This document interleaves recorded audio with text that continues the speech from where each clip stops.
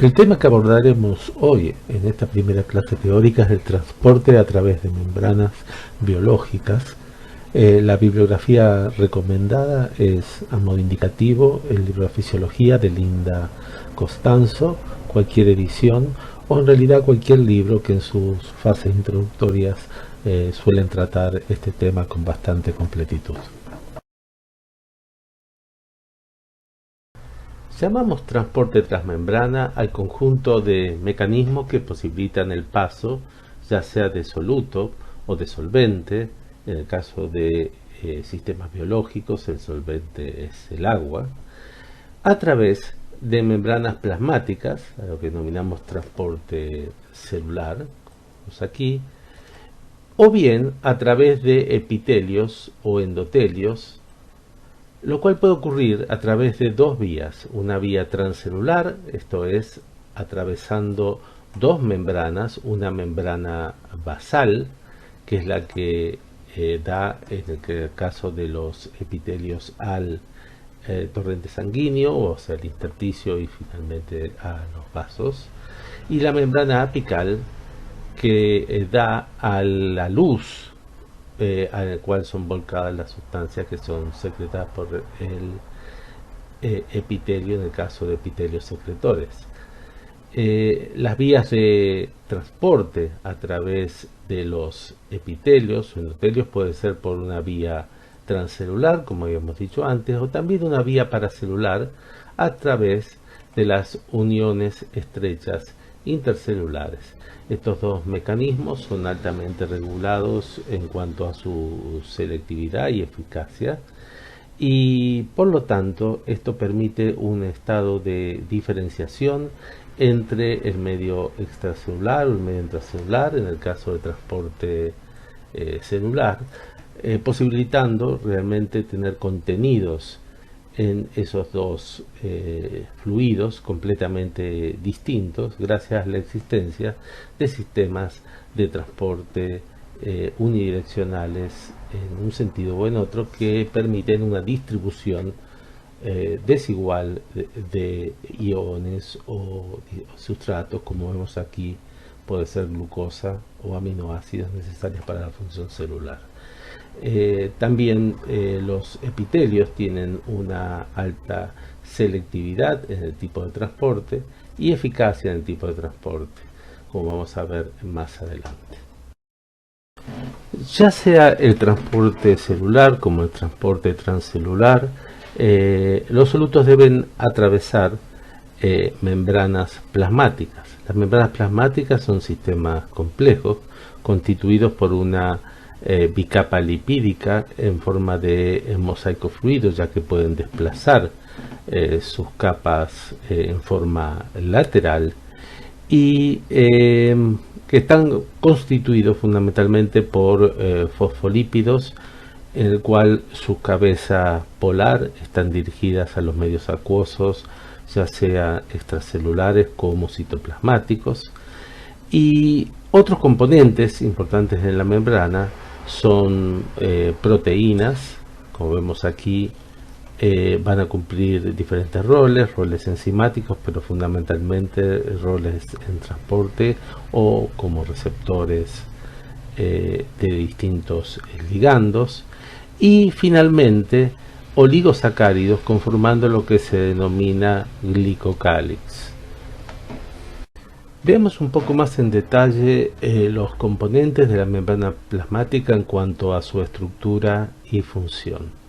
Como habíamos dicho antes, los fosfolípidos se encuentran ubicados formando una bicapa, en el cual sus cabezas polares se encuentran ubicadas en la zona de transición entre la membrana plasmática lipídica y el medio acuoso, ya sea extracelular como intracelular.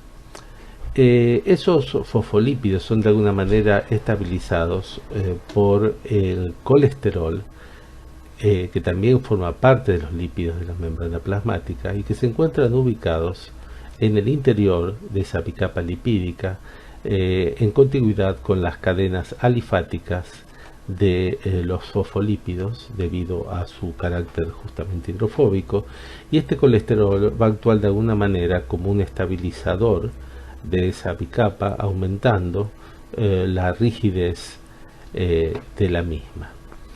Otros componentes importantes de la membrana, como hemos dicho antes, son las proteínas, las cuales, de acuerdo a su formato o su forma, se van a dividir en proteínas globulares en forma de globo o proteínas helicoidales en forma de hélice. Desde el punto de vista de su ubicación en la membrana, estas proteínas van a ser clasificadas en proteínas integrales cuando atraviesan en forma completa la bicapa lipídica, o bien proteínas periféricas cuando se encuentran ubicadas solamente en alguno de los dos extremos de la bicapa. En cuanto a su función, y en particular en su función de transporte, nosotros podemos clasificar las proteínas en dos tipos: proteínas transportadoras propiamente dichas o transportador, que son aquellas que efectivamente van a generar una transferencia de solutos en un sentido normalmente unidireccional, gracias a cambios en conformación de la misma que permiten el reconocimiento del sustrato y luego su modificación conformacional va a permitir su transporte a través de la membrana y finalmente su liberación al medio, ya sea extracelular o intracelular, de acuerdo a la dirección de transporte. Por otra parte, contamos con los canales. Los canales son estructuras mucho más rígidas, menos dinámicas que las proteínas transportadoras, pero sí van a permitir facilitar el transporte de sustancias pequeñas y también con selectividad en muchos casos, actuando entonces como un canal para que los solutos, particularmente solutos pequeños como iones, puedan pasar a través de la membrana. Finalmente, habíamos dicho que la membrana cuenta con un glicocáliz formado por oligoglúcidos. Estos oligopolisacáridos van a cumplir un rol dual. Por un lado, van a permitir actuar como receptores inespecíficos de solutos, permitiendo su concentración cerca de la membrana para que estos solutos puedan sufrir un transporte adecuado, y por otro lado también van a actuar como facilitadores de este proceso por un fenómeno directamente físico de barrera, inmovilización de la capa fluida alrededor de la membrana, lo cual también facilita el fenómeno de transporte. El flujo de un soluto se puede representar siempre como un producto entre una constante fenomenológica, que es aquella que está indicando la eficiencia con la cual el proceso va a ocurrir, y una fuerza impulsora, que es aquella que aporta la energía suficiente como para que el proceso de transporte se produzca. Por lo tanto, el valor del flujo, ya sea de soluto o de solvente, va a depender de la eficiencia intrínseca del proceso dada por esa constante fenomenológica, y también la magnitud de la fuerza impulsora que posibilita el mismo. Como dijimos antes, podemos tener dos tipos de flujo: un flujo de soluto, que lo representamos como JS, o un flujo de solvente o flujo en volumen, que lo representamos como JB.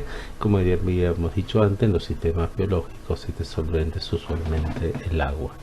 Las unidades van a ser distintas. En el caso del flujo de soluto, el flujo va a ser igual a una cantidad transferida a través de la membrana multiplicada por la unidad de tiempo a la -1, ya que el flujo es una variable dinámica que depende del tiempo que ha estado en contacto el soluto con la membrana para posibilitar su transporte, y a su vez el área de la membrana, ya que esto permite estandarizar los flujos sin independizarlos del área de membrana por el cual ese flujo está siendo atravesado. Por otro lado tenemos las unidades de flujo en volumen, que son distintas. En este caso va a ser justamente un volumen por tiempo a la -1 y también por el área en el cual ese volumen va a atravesar. Luego contamos con la segunda variable, que es la K, constante fenomenológica. Como indicábamos, representa la eficiencia por la cual el proceso de transporte va a ocurrir y va a ser igual al flujo que se va a producir por unidad de fuerza impulsora. Le llamamos constante fenomenológica. El término fenomenológico hace relación a que normalmente no puede ser calculado por forma teórica, sino que debe ser determinado para cada membrana en cada situación en forma práctica.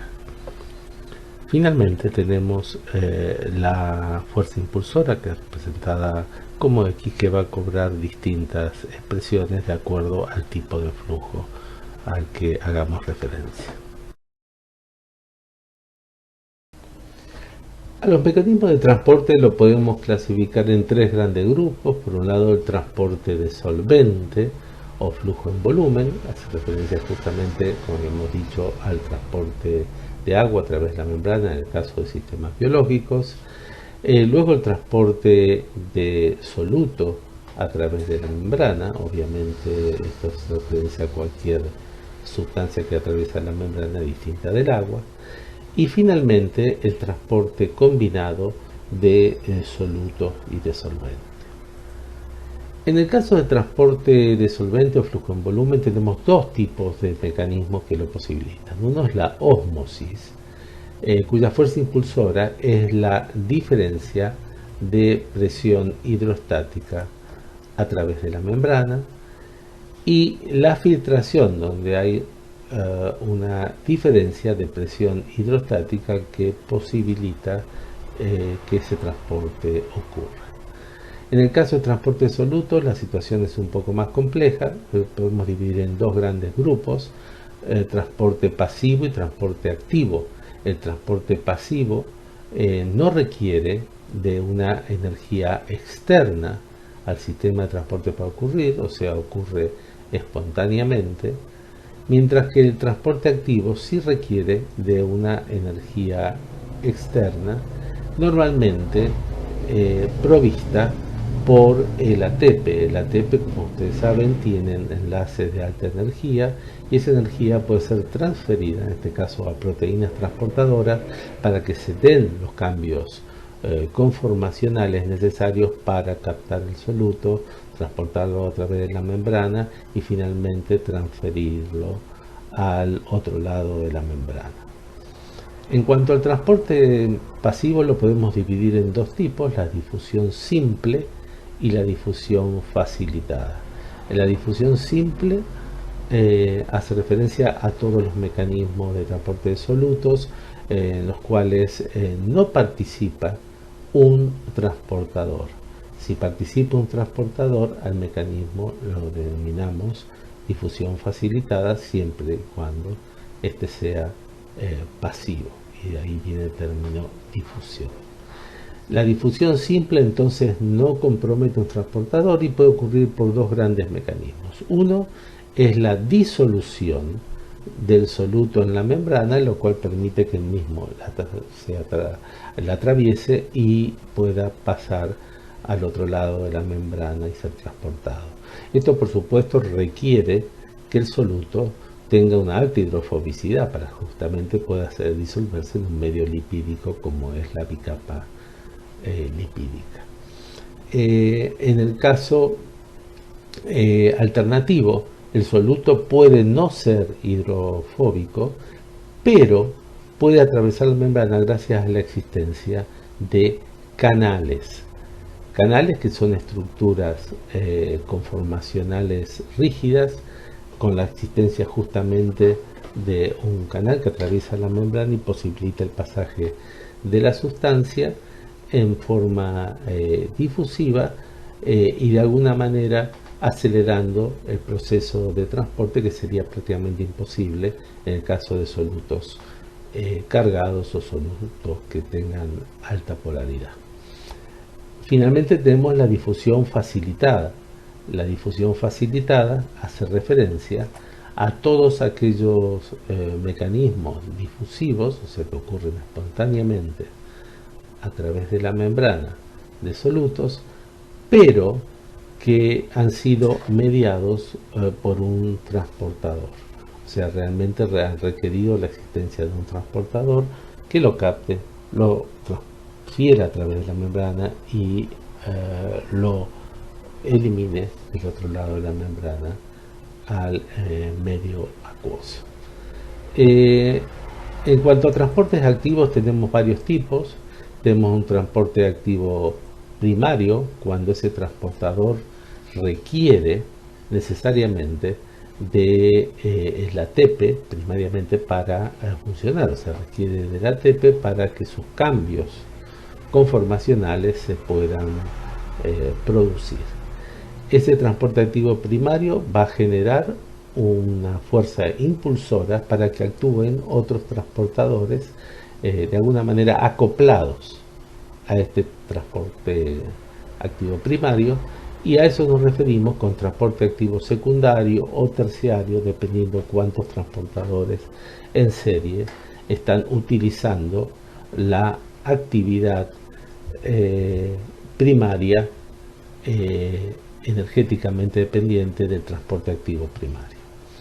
Entonces tenemos un transporte secundario cuando directamente utiliza gradientes que se han establecido gracias a la existencia de un transporte activo primario dependiente de ATP, y terciario cuando ha utilizado a su vez gradientes establecidos por el transporte activo secundario. Luego tenemos el transporte vesicular, un tipo muy particular de transporte en el cual existen impaginaciones de la membrana plasmática que engloban o posibilitan el ingreso de solutos bajo la forma de vesículas. Esto, por supuesto, es un proceso que requiere energía y por eso también lo clasificamos como un tipo de transporte activo. A todos aquellos sistemas que requieran de un transportador, proteína transportadora, no un canal, un transportador, lo denominamos transporte mediado, pues está siendo mediado por ese transportador. El transporte vesicular no requiere de transportadores, por eso queda fuera, y la difusión simple utiliza directamente la membrana para ocurrir a través de la disolución o canales, por lo cual tanto no lo clasificamos como un transporte mediado. Finalmente tenemos el transporte de soluto y solvente combinados. Ese mecanismo se denomina convección o arrastre por solvente. Directamente el pasaje de solvente arrastra, como su nombre lo indica, al soluto por un poro o canal común al agua y al soluto. Por lo tanto, se requiere un flujo en volumen para que luego el soluto, acompañado o arrastrado por el solvente, pueda atravesar la membrana.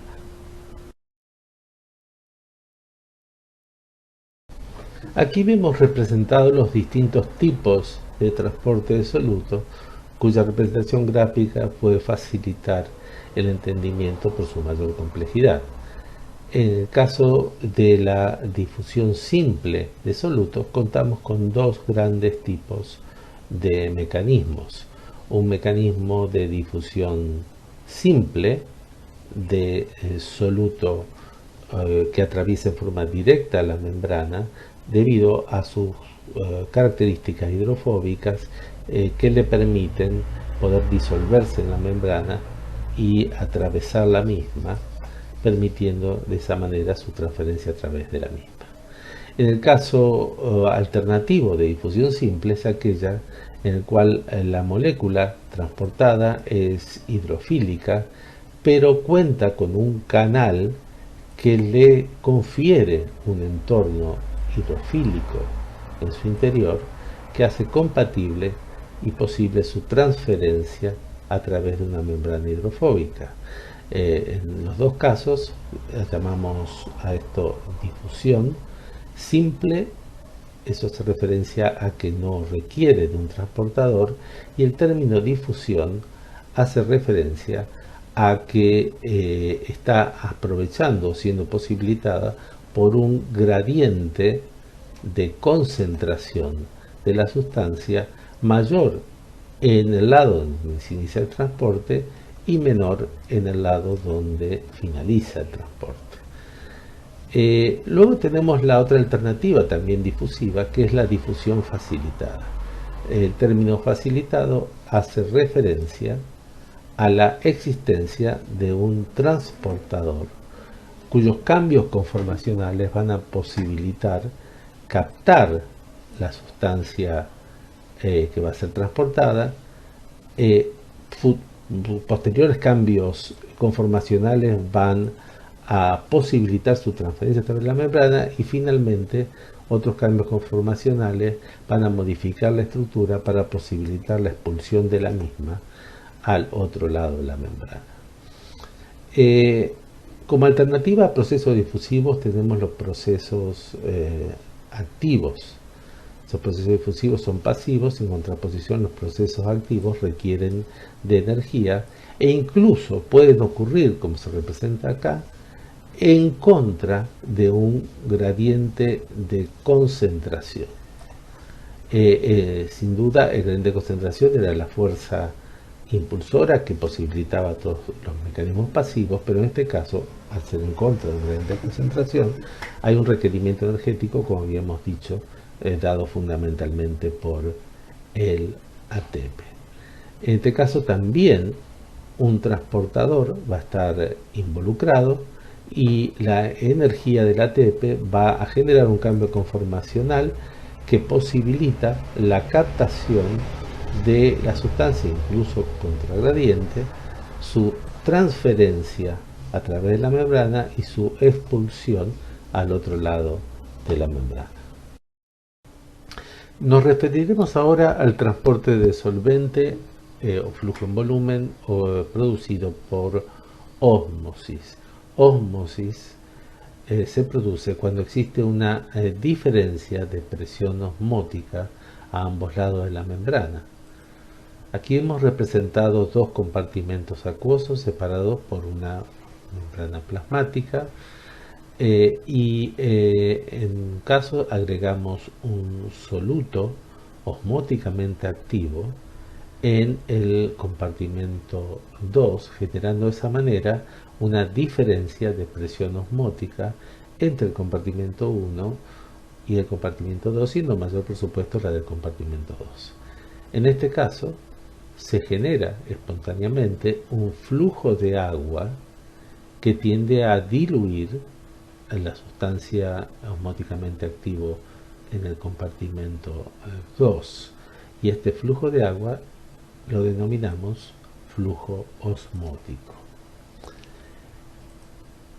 El flujo en volumen por ósmosis es igual a una constante de permeabilidad hidráulica, LP, que hace referencia a la eficiencia intrínseca de la membrana para posibilitar el pasaje de agua. Esto va a depender, por ejemplo, de la existencia de poros acuosos en esa membrana, la proporción de los mismos, la densidad de los mismos, o incluso la existencia de canales que posibiliten el transporte de agua. Esos canales se denominan acuaporinas.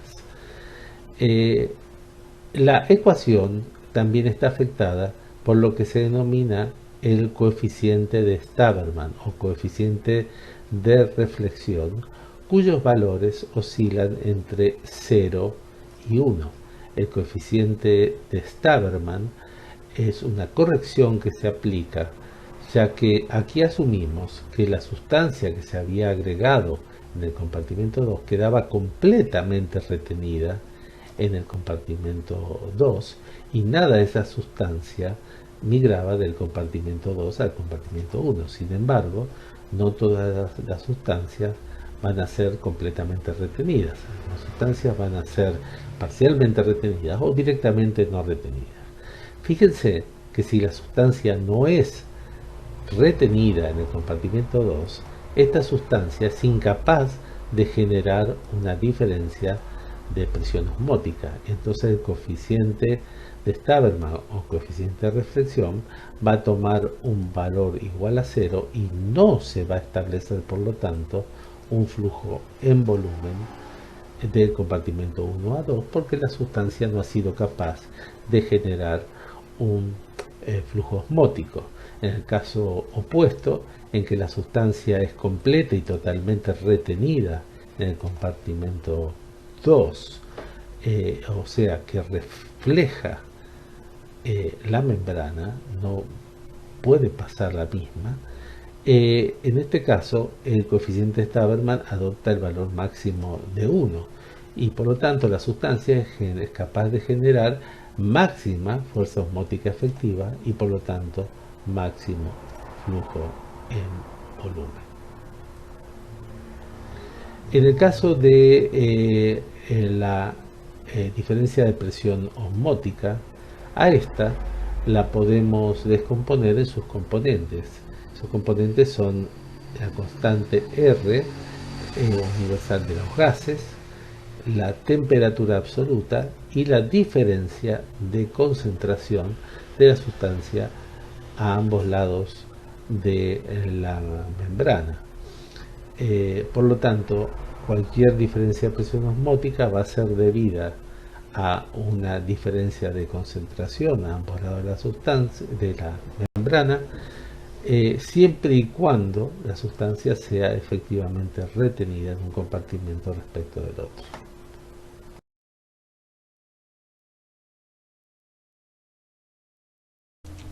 El segundo mecanismo de transporte de solvente es la filtración, el cual, como habíamos dicho, hay una diferencia de presión hidrostática entre ambos compartimientos y esto posibilita el flujo en volumen. Esto lo podemos ver representado aquí con un émbolo que se ha desplazado comprimiendo el fluido que se encuentra en el compartimento 1. Esa compresión genera un aumento de presión hidrostática en el compartimento 1 respecto al compartimento 2 y por lo tanto un flujo de agua de ese compartimento 1 al compartimento 2. En este caso, el flujo en volumen va a ser igual a la constante de permeabilidad hidráulica, similar a la que habíamos utilizado antes para la forma de flujo en volumen por ósmosis, y la diferencia de presión hidrostática a ambos lados de la membrana. Resulta muy común en los sistemas biológicos que los compartimentos sean cerrados y esto puede generar flujos en volumen en sentido opuesto por ósmosis y por filtración, como vamos a ver ahora.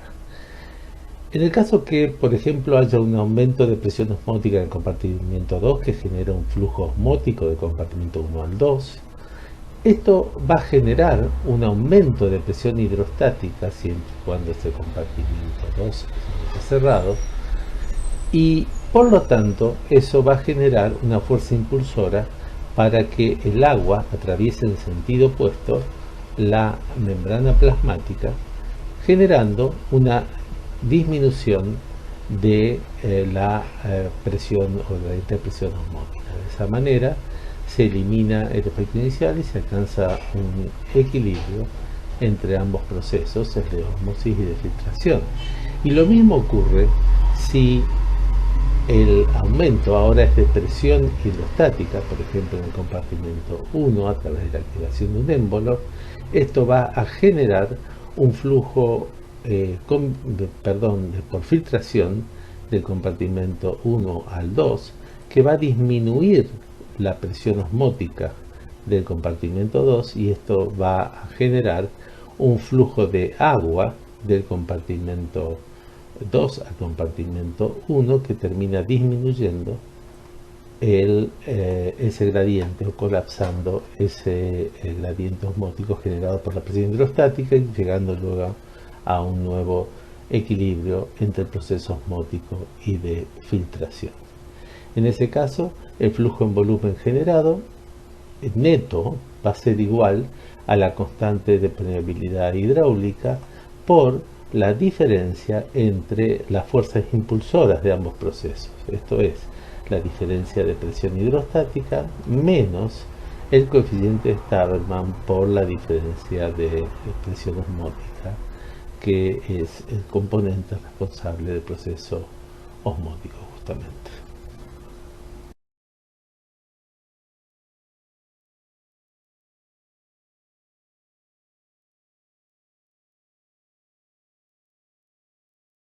Ahora nos referiremos a los distintos tipos de transporte de solutos.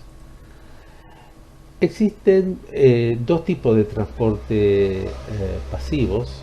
El caso de primero es el transporte pasivo simple o difusión simple, cuyas características son que no tienen requisitos de energía, no gastan energía para producir, o sea, se producen espontáneamente, cursan a través o a favor de un gradiente electroquímico, esto es una diferencia de concentración o una diferencia del gradiente eléctrico en el caso que el soluto sea cargado, e involucra interacción directa con la membrana de moléculas lipofílicas que, como habíamos dicho, se pueden disolver en la propia membrana y atravesarla, o en el caso de que esas moléculas sean hidrofílicas, por ejemplo, iones, estos deben atravesarlo a través de estructuras proteicas que posibiliten su transferencia a través de la membrana, denominados canales. El otro tipo de sistema pasivo es el facilitado, o llamado también difusión facilitada, que también al ser pasivo no requiere energía para ocurrir, ocurre espontáneamente, ocurre a favor de un gradiente electroquímico como el anterior, que actúa como fuerza impulsora, e involucra moléculas hidrofílicas mayormente, que interaccionan con el transportador y de esa manera generan los cambios conformacionales sucesivos que van a posibilitar su transferencia a la membrana y su expulsión al otro lado de la membrana. Pero también esto puede involucrar moléculas lipofílicas, ya que los transportadores también pueden tener sitios de interacción con el sustrato de tipo lipofílico, porque hay aminoácidos que tienen esa característica. Y por lo tanto, puede incluso ayudar a acelerar el transporte de moléculas lipofílicas que también podrían pasar por difusión simple. Y finalmente, por supuesto, por todo lo que dijimos, este tipo de transporte debe estar mediado necesariamente por transportadores. Finalmente tenemos un transporte activo que, a diferencia de los otros dos, requiere energía para producirse y esa energía es suministrada por el ATP, como dijimos anteriormente. Puede ocurrir en contra de un gradiente electroquímico, ya que la energía para su producción puede ser derivada del ATP, como dijimos, y también involucra moléculas hidrofílicas o lipofílicas, dependiendo del sitio de unión del soluto al transportador, y involucra necesariamente transportadores. Veamos ahora gráficamente el proceso de difusión simple. Como dijimos, la fuerza impulsora es la diferencia de concentración de la sustancia. Esa sustancia puede atravesar la membrana debido a su lipofilicidad, o bien, en el caso de ser hidrofílica, y se agregaría como fuerza impulsora el gradiente eléctrico al gradiente químico, el transporte por canales es obligatorio. En este caso, no hay pasaje a través de la membrana, sino exclusivamente a través del canal.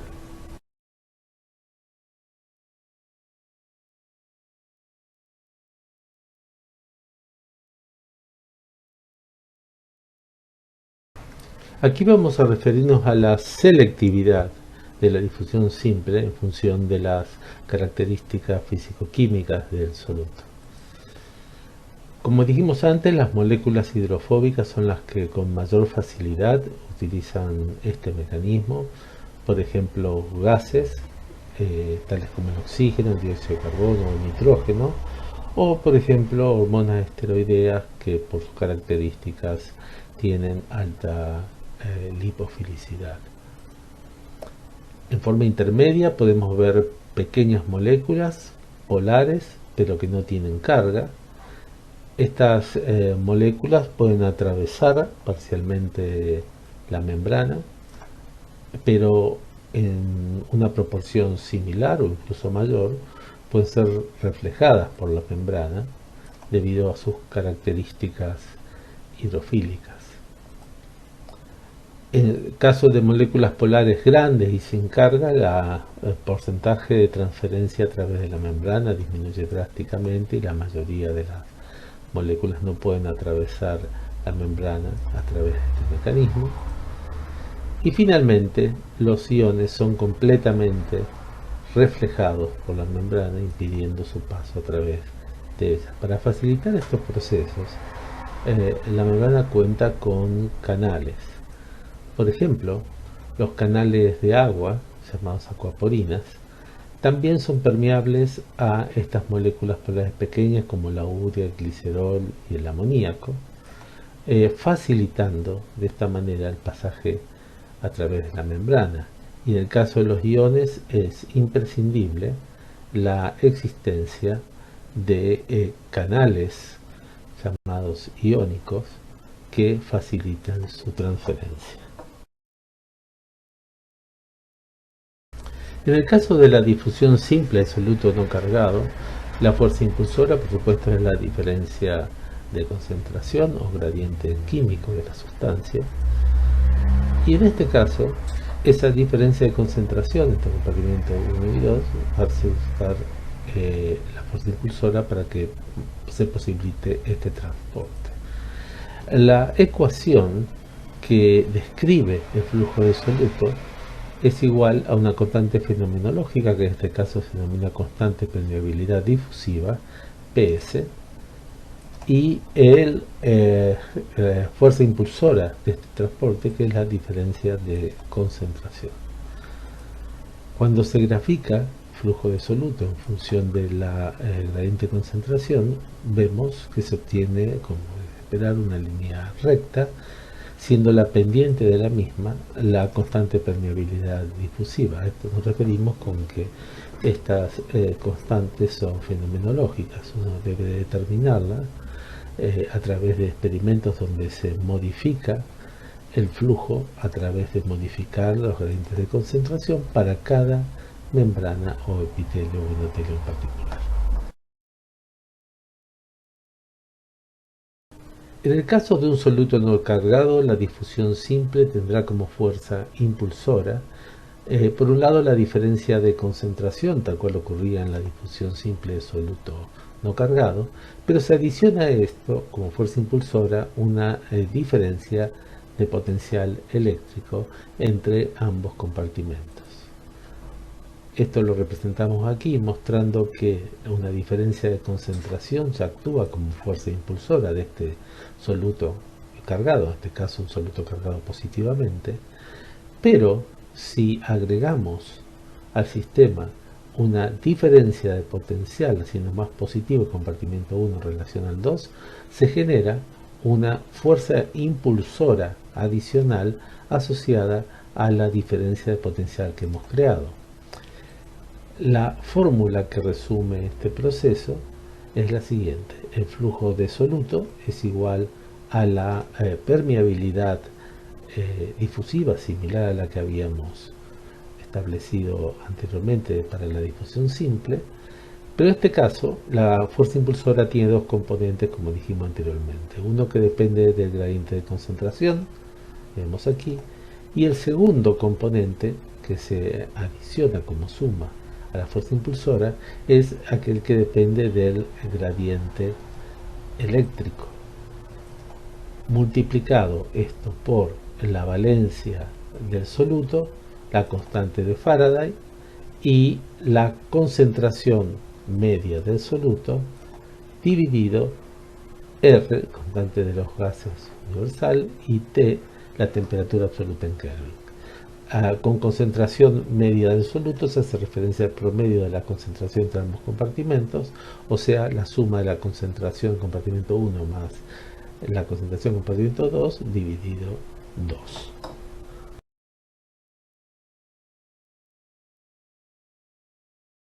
En el caso de la difusión facilitada, la diferencia con la difusión simple es que en este caso está comprometido un transportador que facilita la transferencia del soluto a través de la membrana.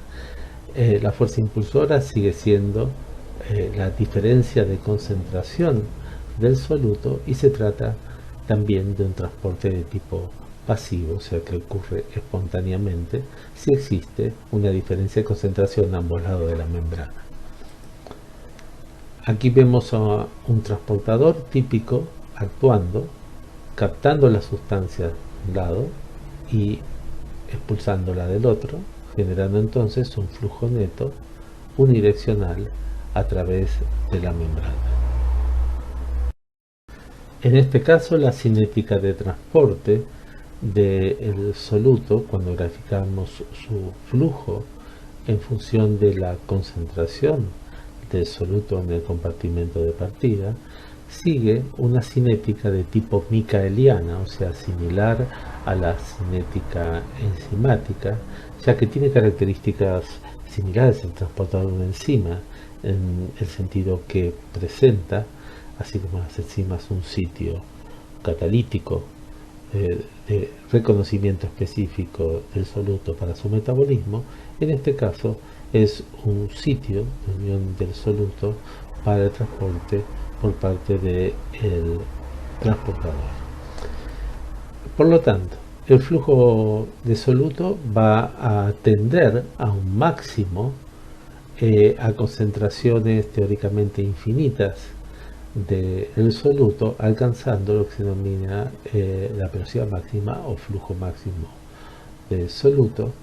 Y igualmente con lo que ocurre con las cinéticas micaelianas para enzimas, se puede establecer una constante de afinidad del soluto por el transportador, Km, constante micaeliana, que corresponde a la concentración de soluto al cual se obtiene la mitad del flujo máximo.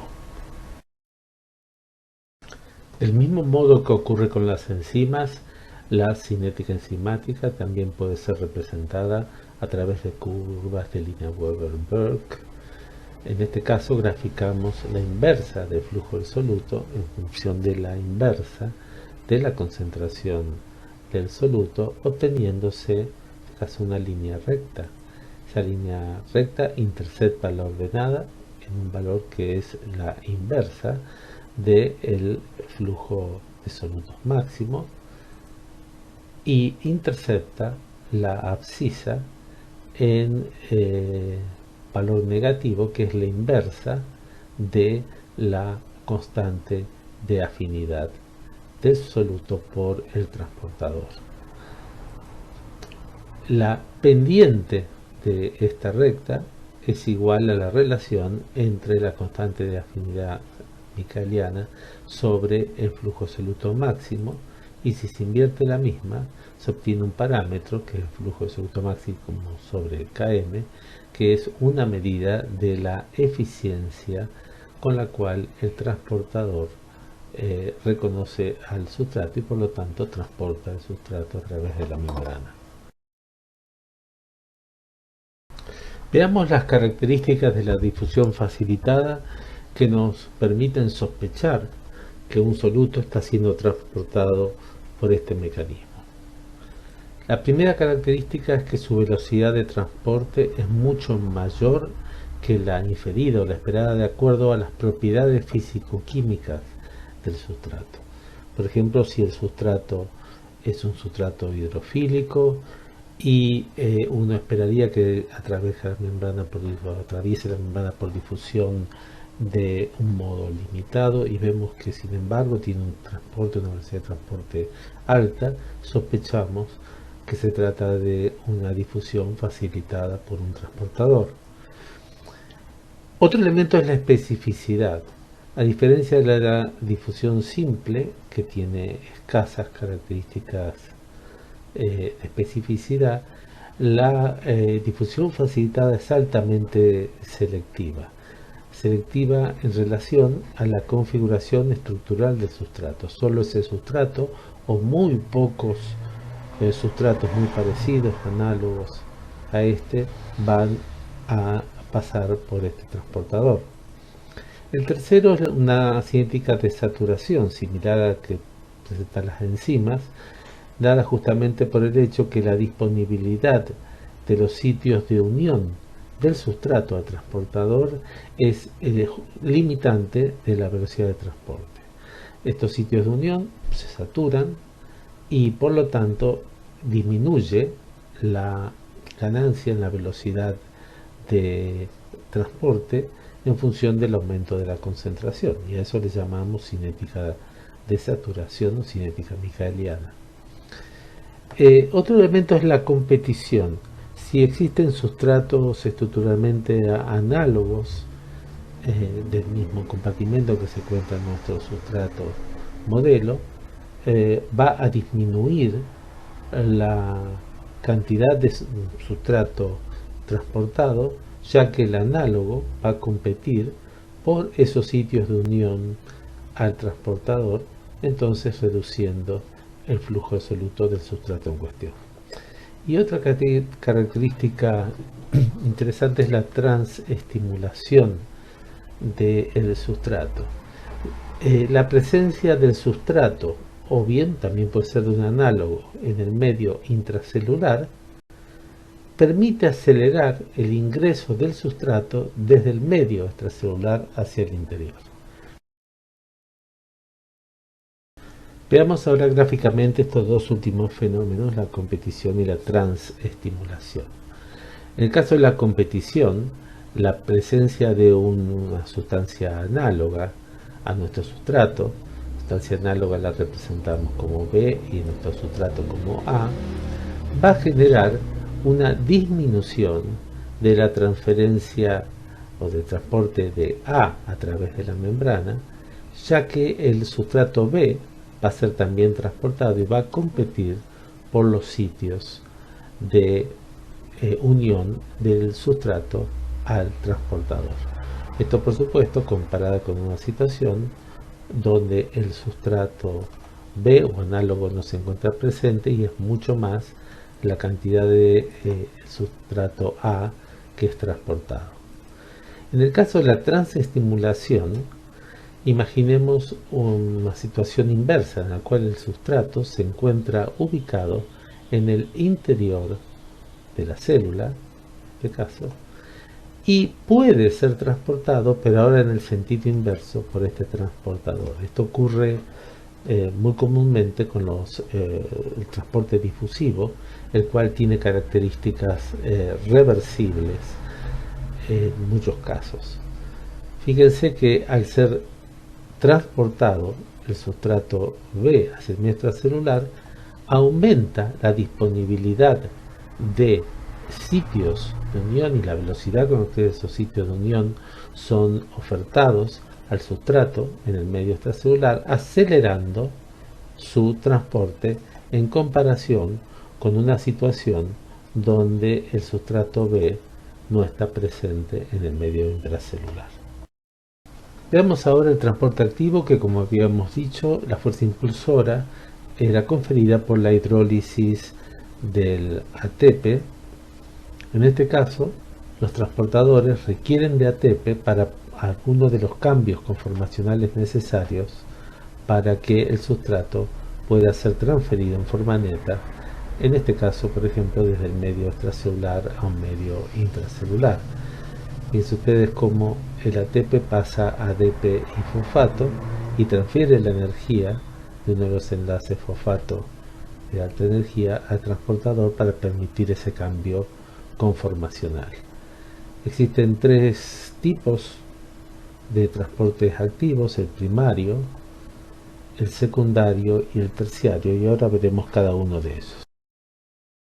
El transporte activo primario es similar al ejemplo que habíamos visto anteriormente, por la cual un soluto es transportado de un lado a otro de la membrana, en este caso por ejemplo intracelular, extracelular, a través de un transportador utilizando la hidrólisis de ATP como fuente de energía. Por su parte, el transporte activo secundario se va a dividir en contratransporte y cotransporte.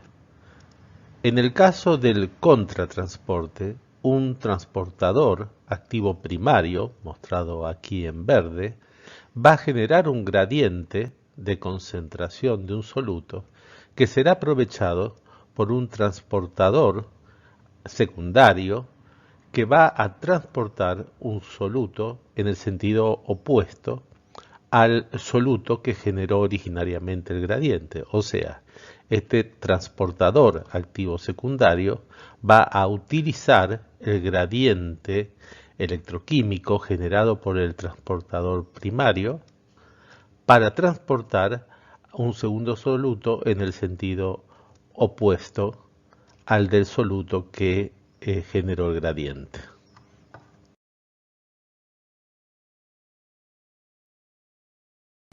En el caso del cotransporte, el transporte activo primario va a generar un gradiente de concentración del soluto que será aprovechado por el transportador activo secundario para transportar un segundo soluto utilizando el gradiente generado por el transportador activo primario.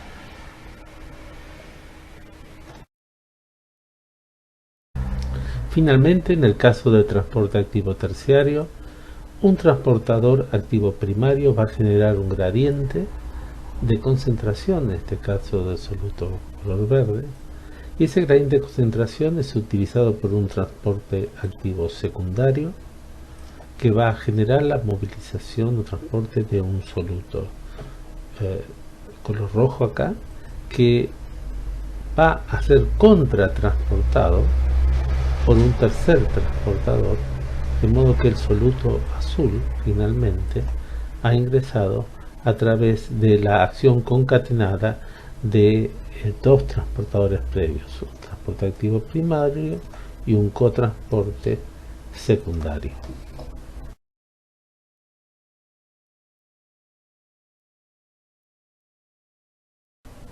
En el caso de la convección o arrastre por solvente, las moléculas de agua y soluto interaccionan entre sí generando fuerzas friccionales que mueven en el mismo sentido a través de la membrana al agua y a los solutos.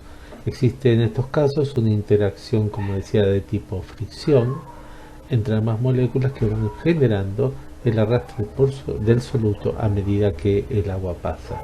Esto puede darse por vía transcelular a través de poros en común que puedan tener la sustancia, en este caso agua con la otra sustancia, o a través de la vía paracelular.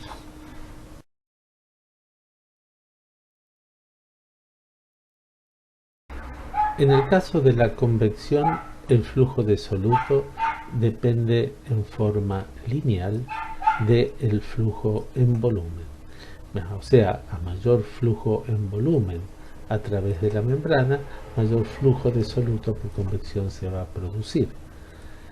La fórmula que resume este comportamiento es aquella que indica que el flujo de soluto por convección es igual a 1 menos el coeficiente de Staberman, llamado en este caso coeficiente de permeación, porque es lo contrario al coeficiente de reflexión, multiplicado por la concentración media del soluto a ambos lados de la membrana y la fuerza impulsora, que es el flujo en volumen, ya sea un flujo en volumen generado por ósmosis o un flujo en volumen generado por diferencia de presión hidrostática y filtración. En el caso de la concentración media del soluto, es un promedio de la misma a ambos lados de la membrana, y por lo tanto, si nos fijamos en la fórmula, vemos que no se requiere la existencia de un gradiente de concentración para que este proceso ocurra. O sea, puede ocurrir a favor o incluso en contra de un gradiente de concentración, siempre que sea en el sentido en el cual se ha producido el transporte de agua. Solamente va a depender de la concentración media de soluto a ambos lados de la membrana, independientemente que haya o no un gradiente de concentración favorable para que el soluto pase. Finalmente nos referiremos al transporte vesicular, o sea aquel que involucra la formación de vesículas capaces de incorporar y transportar a través de las células y finalmente estar fuera de las células componentes o solutos a través de mecanismos vinculados con este tráfico de membrana.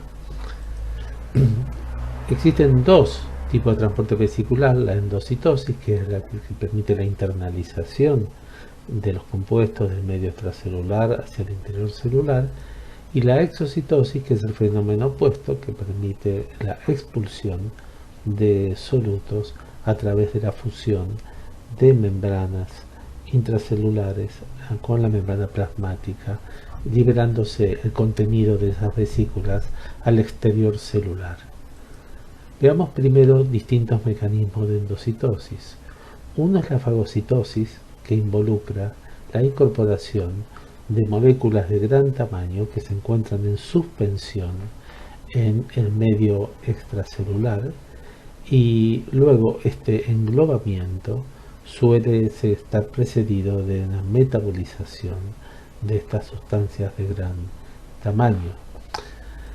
Opuesto a esto es la pinocitosis, ya que lo que tiene lugar en este caso es la incorporación de una parte de la solución circundante de la célula que contiene disueltos solutos, es decir, solutos pequeños capaces de estar disueltos en medio extracelular y son englobados junto con el solvente que los solubilizaba dentro de la vesícula.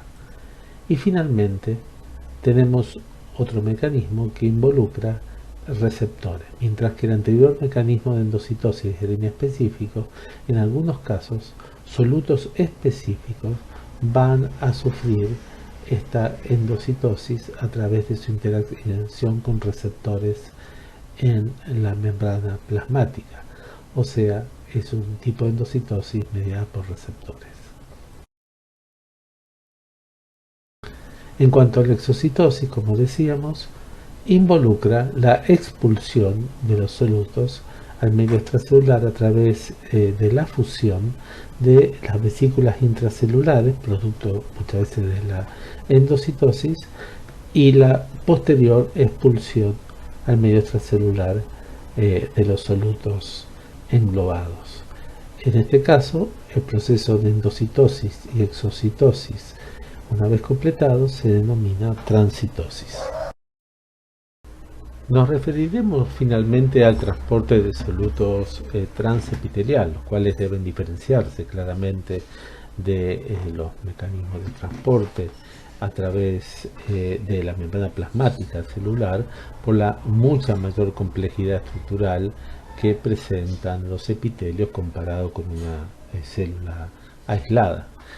En este caso, como habíamos dicho, contamos con dos rutas de acceso de los solutos a través de esta membrana epitelial. Una es la vía paracelular, la que pasa en el espacio comprendido entre dos células del epitelio, y la vía transcelular, la cual debe atravesar dos membranas para poder se completar.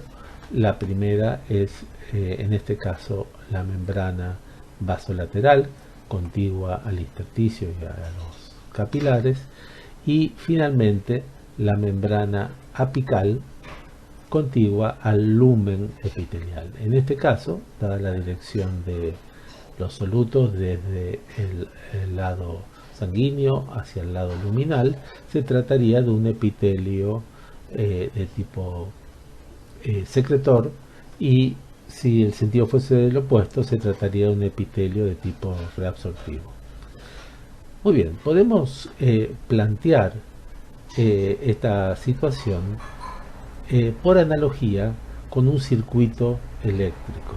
Ustedes recuerdan, los circuitos eléctricos se establece una diferencia de potencial y los electrones van a transitar a través de zonas de resistencia.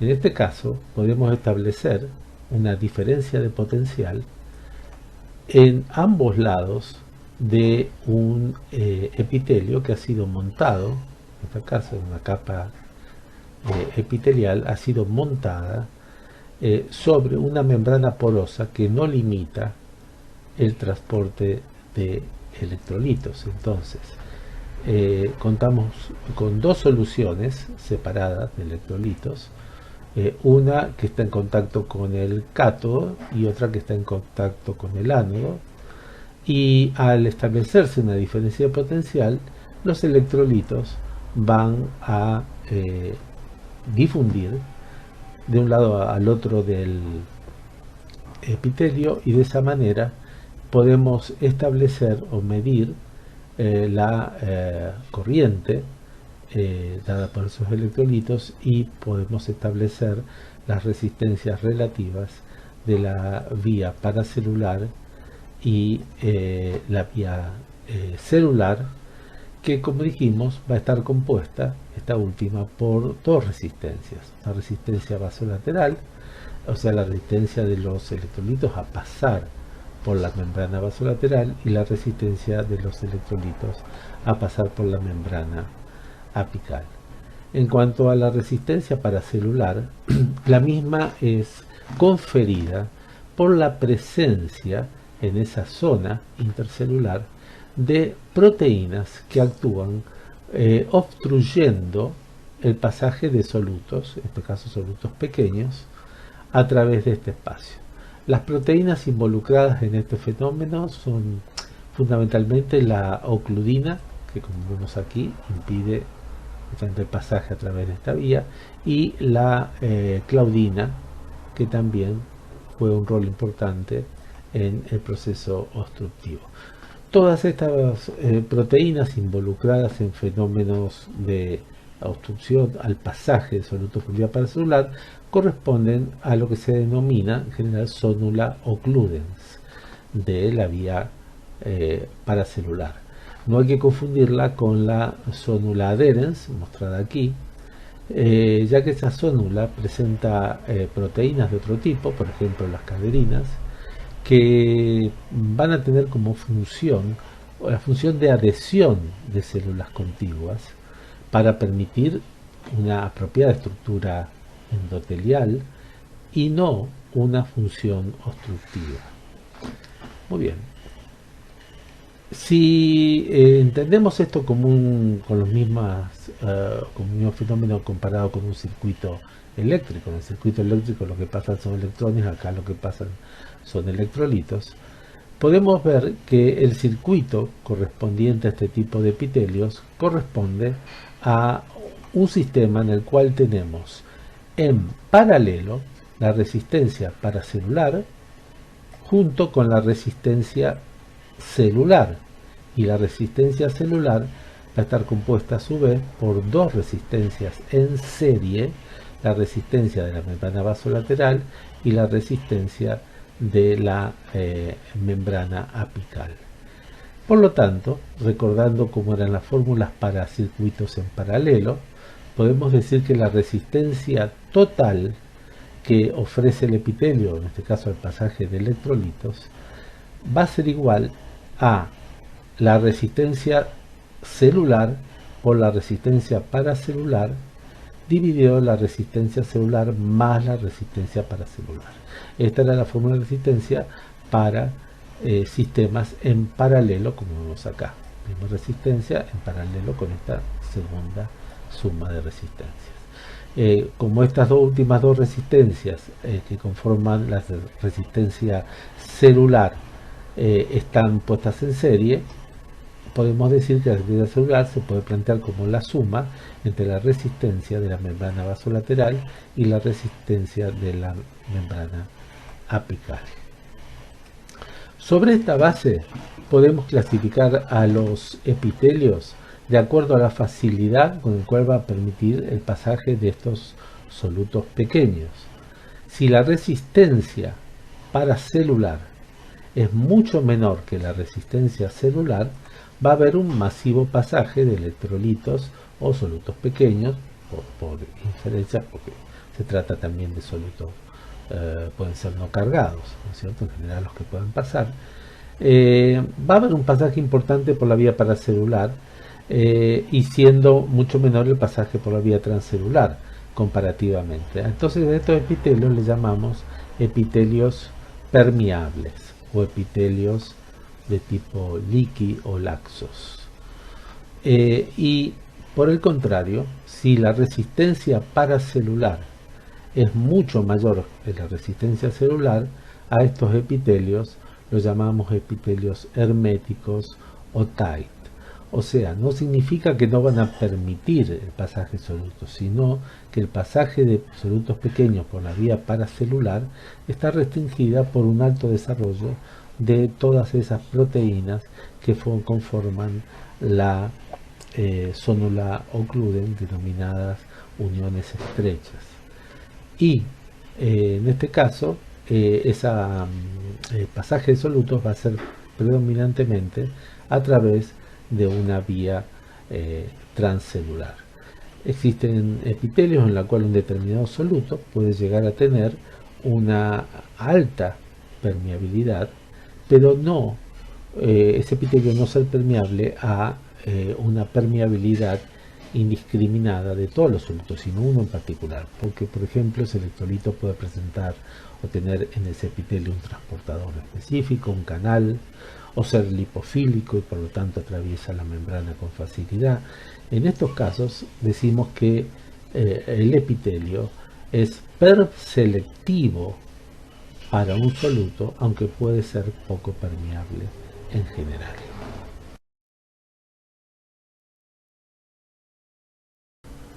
En resumen, los epitelios líquidos son aquellos que dejan pasar solutos fundamentalmente a través de la vía paracelular, y este flujo de solutos por esta vía es mucho mayor que el flujo de solutos por la vía transcelular. Siempre hacemos referencia a solutos de pequeño tamaño y entre los epitelios que tienen estas características se encuentra el intestino delgado, el colon, el túbulo contorneado proximal y la vesícula biliar, que hay muchos otros ejemplos. Y el caso contrario son los epitelios tight o herméticos, donde el flujo transcelular predomina respecto del flujo paracelular. En este caso las uniones estrechas intercelulares son densas, mucha cantidad de proteínas bloquean el paso de solutos por esta vía, y los solutos cuentan con la vía transcelular para atravesar el epitelio solamente. Estos epitelios son varios del organismo, por ejemplo el fundus gástrico, el túbulo colector, la vejiga, los conductos biliares, la barrera hematocefálica son ejemplos de este tipo de epitelio. Con esto damos por finalizado el tema transporte a través de membranas biológicas.